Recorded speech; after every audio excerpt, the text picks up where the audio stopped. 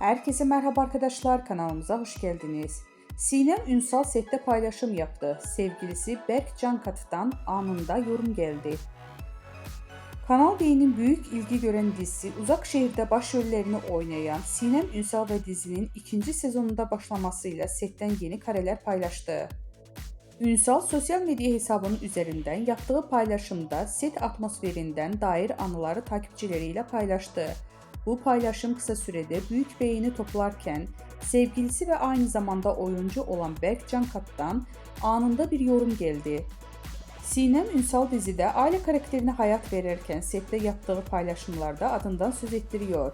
Geçtiğimiz aylarda yeni yaşını kutlayan oyuncu sosyal medyada sevgilisi Berk Cankat'tan gelen romantik doğum günü mesajı ile dikkatleri üzerine çekmişti. 2 yıldır birlikte olan ünlü çift doğum günü mesajları sosyal medyanın kullanıcıları tarafından ilgiyle takip edildi. Berk Cankat, Sinem Ünsal'a hitap ederek "canım eşim" diye seslenmişti. Cankat'ın mesajında şunlar yazılmıştı: "Biricik yol arkadaşım, sevdiceğim, kıymetlim, neşem, gücüm, desteğim. İyi ki doğuldun, iyi ki hayatına kabul ettin beni. Nice sağlıklı, başarılı, huzur ve kahkaha dolu yaşların olsun. Hep yan yana olalım.